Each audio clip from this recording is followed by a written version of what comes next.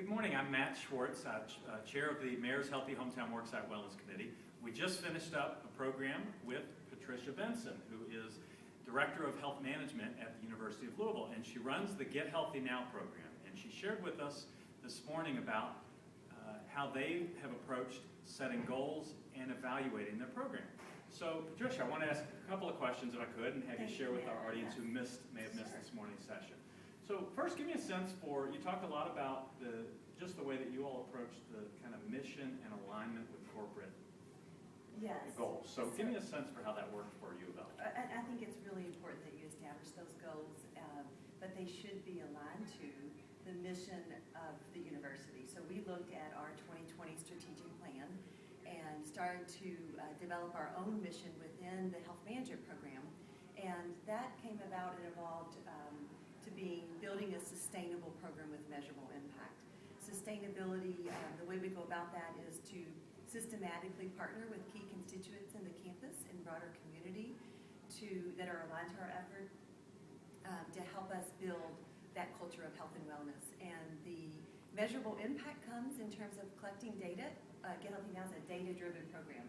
So we looked at our health risk assessments, our retrospective claims analysis that showed our top 3 primary lifestyle drivers of healthcare costs to be obesity, stress, and physical activity, which the group today guessed pretty quickly on what that was.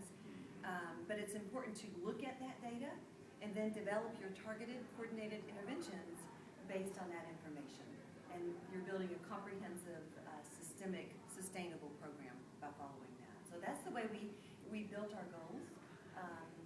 So you also, now that you kind of described that to us this morning as being sort of your internal mission, but then you also kind of created an external mission, meaning one to your employees and to the staff. Yes. Well, wellness is, when you ask people to talk about disease, they can define that pretty quickly: heart disease, cancer, stroke. There's a lot of things, but when you say, well, what does wellness look like? A lot of people struggle in terms of that visioning, but that's what wellness is. It's about a life well lived, and that's our tagline.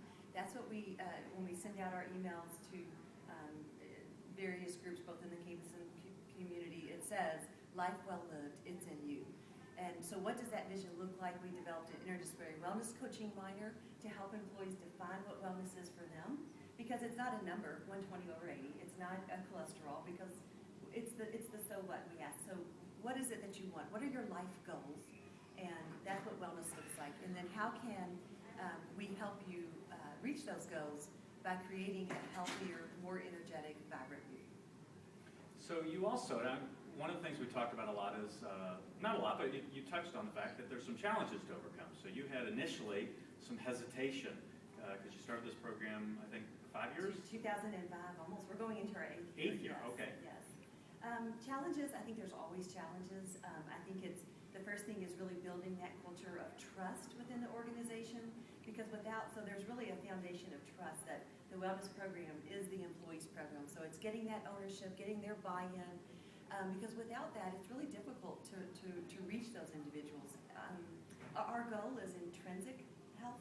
We want you to intrinsically value your health and well-being, so that if there weren't an incentive or there weren't an reward, that you would still engage in healthy behavior. So that's our end goal, is to help people intrinsically reach that place where they're staying healthy, even if they work at U of L or they leave and they go somewhere else, that health is a priority and they're practicing those behaviors every single day. So if somebody were starting a program brand new, what would be the kind of steps 1, 2, 3 that you would suggest to them in terms of setting goals and evaluation, making sure that you've got that, you're creating that intrinsic type of program? Yes, great question. I think it's important to understand your culture, because wellness is not a one-size-fits-all. So start to understand your company, your organization, what is the culture like, and then design the program based on that. So there is that broader vision, and then narrowing it down to design your programs, your goals, your objectives, and how you're going to evaluate that based on the company's philosophy. And every company has that broader mission and vision that they've worked hard to brand, that they communicate both from internally to their employee base and externally to the community. So step 1 is understand and know the company that you're working for and the employees within that. Step 2 would then be to design your objectives and your goals based on that broader vision. And And step 3 is always evaluation. I think good, solid wellness programs always show their impact. Wellness programs are a strategic way to impact bottom line cost, and we should always be able to show what that value is. As well as, so there's return on investment and the value of an investment. The value is the employees and living healthier, more productive lives. So that might be a nice thing to conclude with is, so give us a sense of the success level that you all have had, because again, 8 years program, I know it's been building, we talked about participation rates, so give us a sense, what do you look at as what's been successful about your program? Well, I think, first of all, the employees own it. If you walk on campus and you ask any of the employees, they will say, this is my program. So they own the program, and that's really important. But I think, Matt, one of the other things is that we have a solid ROI, that we've been able to demonstrate through the wellness program that it is working. When U of L implemented it, it was implemented as a healthcare cost containment strategy. In 2005, U of L, like many companies across the nation, were experiencing double-digit increases in their healthcare spend, and the do-nothing strategy wasn't working. So previous administrative strategies were a transition to a self-funded medical model, and when we made that transition, if President Ramsey were here, he would say that's when we became our worst enemy. So we had to get healthy now, and we branded that Get Healthy Now program.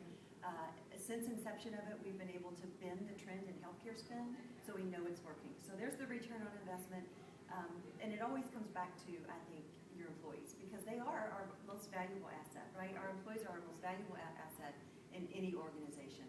And when the employees come back and say, you know, this program has helped me tremendously to live a healthier life, and I'm reaching my own wellness goals, my own life vision for what I want to achieve, my own life dreams, that's when you know that you've done some really meaningful things. So, well, and I know you talked about the fact that you all are up to in the mid-70s in terms of participation rates at this point. yes, thank you for that. Yeah, we have about a 72% participation rate in our program.